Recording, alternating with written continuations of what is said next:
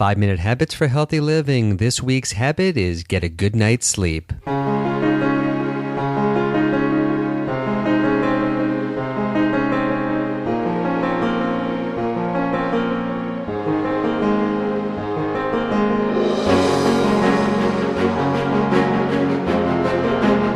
Hello, this is Dr. Brian Morris, and welcome to 5-Minute Habits for Healthy Living, where you will learn the tools to practice a healthy lifestyle 5 minutes at a time.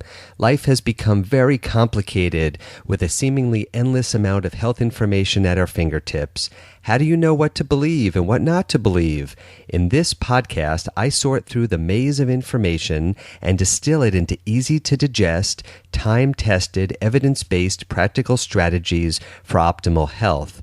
I've been practicing internal medicine for 20 years. I went to medical school at Johns Hopkins, I trained at Yale, and I previously held a teaching position at Harvard Medical School. I currently practice medicine and hold a teaching appointment at UCLA Medical School here in Los Angeles, where I teach these tools and these strategies to medical students, house staff, doctors, and of course, to my patients. Before we get to this week's habit, I'd like to remind you that the information contained in this podcast and at 5minutemd.com is intended solely for educational purposes and should not be used to diagnose, treat, or prevent any health condition or illness. This information may not apply to a specific health situation and is not a substitute for medical care by a qualified, licensed, board-certified healthcare professional.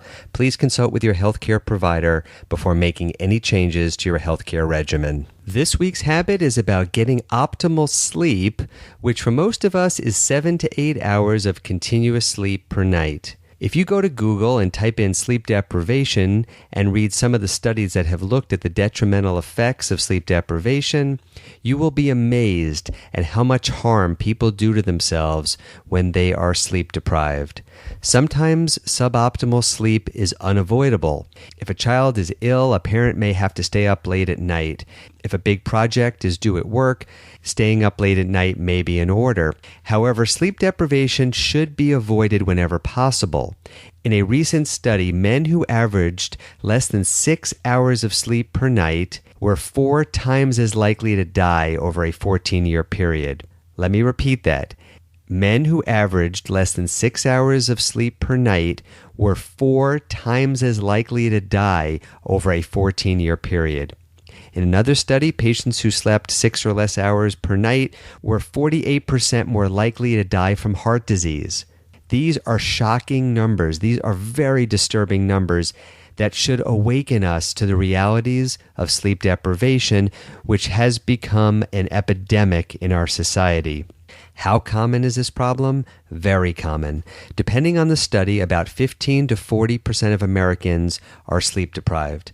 Many of my patients and many of my friends will promise me that there's no way that they are sleep deprived. They guarantee me that they're getting at least 7 hours of sleep every night. However, when we sit down and do the math, or if we do a sleep evaluation and calculate how much they're actually sleeping, we often find that patients are getting much less sleep than they think.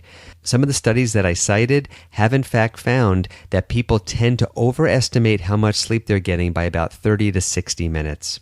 So very commonly, people who think they're getting 7 hours of sleep may be only getting 6 hours of sleep. And people who think they're getting 6 hours of sleep per night may only be getting 5 hours of sleep per night. So many people are sleep deprived. What are we to do? Well, the goal is twofold. The first goal is to get 7 to 8 hours of sleep per night, and the second goal is to have these hours be uninterrupted whenever possible. And remember that the number of hours of sleep that we're talking about relate to actual sleep time, not just how long we're in bed. Some patients will toss and turn, get up to go to the bathroom, or awaken because there's some noise in the bedroom. So there may be a significant difference between time in bed versus true sleep time. The first step to get this problem under control is to calculate what the true sleep time is. Nowadays, there are some fairly easy ways to monitor sleep in the privacy of our own homes. There are apps such as Sleep Cycle or Sleep Time, and these are reasonably accurate. They can be used with most smartphones such as the iPhone. There are also devices such as the Fitbit Flex or the Jawbone Up, and these are also reasonably accurate. Are they perfect? No. But do they give a good general gauge of sleep quality and quantity? Yeah, they're pretty reasonable in that regard. And then if you and your doctor suspect a problem, you can be referred to a sleep lab to have a true medical evaluation of your sleep. Does everyone need to get 7 to 8 hours of sleep each night? Everyone knows somebody who only gets 5 hours of sleep per night and doesn't appear to have any problems associated with that. First, I'd like to say that many people think that they feel fine with suboptimal sleep, but they end up feeling much better when they get 7 to 8 hours of sleep. So a lot of people who say that they only need 5 to 6 hours of sleep per night do feel better and are much healthier when they get 7 to 8 hours of sleep each night. Remember that some of the detrimental effects of sleep deprivation are silent killers. They affect our internal organs, our arteries, our hearts, and we don't feel the damage for many years. We're often not aware of the silent damage that is going on within our bodies. That all being said, there does appear to be a very small group of people who truly only need about 5 or 6 hours of sleep per night. This is a very small group of people, and most of us who think that we need less sleep than 7 to 8 hours per night are wrong, and we really do need 7 to 8 hours of sleep. So for all intents and purposes, most of us need 7 to 8 hours of continuous sleep per night. So how do we accomplish this? I have 4 practical suggestions that can help many people. Number 1, within 2 hours of sleep, do not drink any fluids or eat any food. Most aren't fully aware of the impact of getting up even once or twice to go to the bathroom during the night. This is particularly problematic for men after the age of 50, where an aging and enlarging prostate can cause problems. But getting up even once or definitely twice a night can disturb the quality of sleep, even if we feel that we're able to get right back to sleep as soon as we hit the bed. And even if you don't get out of bed, the feeling of a bladder filling up with urine can keep you in lower level sleep.